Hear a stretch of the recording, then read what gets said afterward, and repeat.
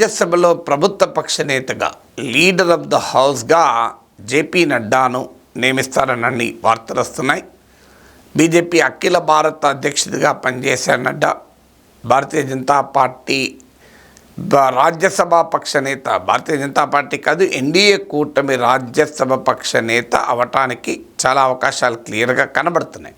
ఎందుకంటే ప్రధానమంత్రి నరేంద్ర మోడీ లోక్సభ సభ్యుడు కనుక ఆయన లోక్సభలో ప్రభుత్వ పక్ష నేతగా ఉంటాడు.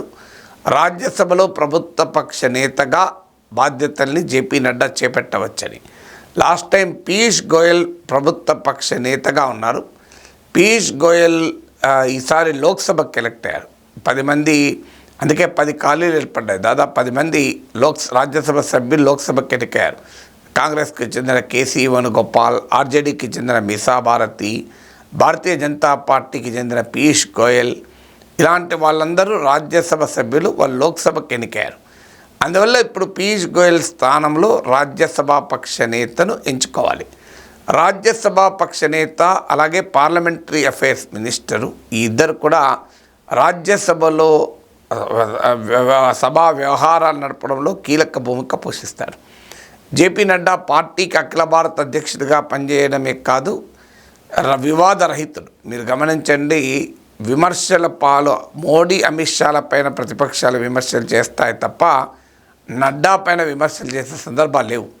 ఆయన బీజేపీ ఆల్ ఇండియా ప్రెసిడెంట్గా ఉన్నా ఆయన తన రాజకీయ ప్రత్యర్థుల్ని నిరంతరం విమర్శించినా కూడా ప్రతిపక్షాలు జేపీ నడ్డాను తీవ్రంగా వ్యతిరేకించిన సందర్భాలు చాలా తక్కువ. కారణం అనొచ్చు మీరు, మోడీ అమిత్ షా అంతా నడ్డా పాపులర్ కాదు కదా అని. పాపులారిటీ కన్నా కూడా నడ్డా అప్రోచ్ వల్ల ఈ రకమైన రియాక్షన్ అపోజిషన్ నుంచి కూడా ఉండవచ్చు. అఫ్కోర్స్ నితిన్ గడ్కరీ పట్ల అపోజిషన్ చాలా సానుకూలంగా ఉంటుంది. ఆయన నితిన్ గడ్కరీ పర్ఫార్మెన్స్తో పాటు మోడీకి ఆయనకున్న డిఫరెన్సెస్ ఆఫ్ ఒపీనియన్ కూడా నితిన్ గడ్కరీ పట్ల ప్రతిపక్షం కాస్త సానుకూలంగా ఉండడానికి కారణమవుతుంది. జేపీ నడ్డా విషయంలో ఏంటంటే ఆయన వ్యక్తిగత ప్రవర్తన కావచ్చు, ఆయన రాజకీయ శైలి కావచ్చు, ప్రత్యర్థుల పట్ల కూడా వివాదాస్పదంగానో అగౌరవంగానో అభ్యంతరకరంగానో మాట్లాడిన సందర్భం నేను ఇప్పటివరకు చూడలేదు. జేపీ నడ్డా మాట్లాడినవి ఏదో ఒక మతాన్ని కించపరుస్తూ, ఏదో వర్గాన్ని కించపరుస్తూ కాంట్రవర్షియల్ అయింది కూడా నేను ఇంతవరకు చూడలేదు. ఒకటి ఈ మధ్య కాంట్రవర్సీ అయింది ఏంటంటే ఆర్ఎస్ఎస్ హ్యాండ్ హోల్డింగ్ ఇక బీజేపీకి అవసరం లేదు, బీజేపీ సొంతగానే తన పని తాను చేసుకోగలుగుతోంది అని వ్యాఖ్యానించారు. దీన్ని బీజేపీ ఆర్ఎస్ఎస్ల మధ్య విభేదాలను భూతద్దములో పెట్టి చూసేవారు ఈ జేపీ నడ్డా వ్యాఖ్యలు ఉపయోగించుకున్నారు. కానీ జేపీ నడ్డా చెప్పింది ఆర్ఎస్ఎస్ను విమర్శిస్తూ చెప్పాడని అనుకోను. ఆర్ఎస్ఎస్కు బీజేపీకి ఏదో తెగతింపులైనాయని చెప్పాడు అనుకోను. ఆర్ఎస్ఎస్ హ్యాండ్ హోల్డింగ్ అవసరం లేదు అన్నాడు. అంటే రోజువారీ పట్టుకొని నడిపించాల్సిన అవసరం లేదు. అది వాస్తవంగా కాంట్రవర్షియల్ కాదు, పొలిటికల్గా అభ్యంతరకరమైనది కాదు. కానీ బీజేపీ ఆర్ఎస్ఎస్కు గ్యాప్ ఉందని నమ్మి ఆ గ్యాప్ను మ్యాగ్నిఫైయింగ్ గ్లాస్లో చూపెట్టాలని కోరుకునే వారికి నడ్డా వ్యాఖ్యలు ఉపయోగపడ్డాయి. నడ్డానే కాదు, ఆ తర్వాత మోహన్ భగవత్ వ్యాఖ్యలు, ఇంద్రేష్ కుమార్ వ్యాఖ్యలు కూడా కలిపి చూసినప్పుడు నడ్డా వ్యాఖ్యలు కాస్త వివాదాస్పదమే. Otherwise non controversial person. రాజ్యసభలో బీజేపీకి మెజారిటీ లేదు, అందరినీ కలుపుకొని వెళ్ళాల్సిన అవసరం ఉంది కనుక I think is a perfect choice. ఎందుకంటే పార్టీ బీజేపీలోనూ ఎన్డీఏ కూటమిలోనూ చాలా హై స్టేచర్ ఉన్న నాయకుడు. గతంలో పీయూష్ గోయల్, అరుణ్ జైట్లీ లాంటి నేతలు రాజ్యసభలో బీజేపీ పక్ష నేతలుగా వ్యవహరించారు.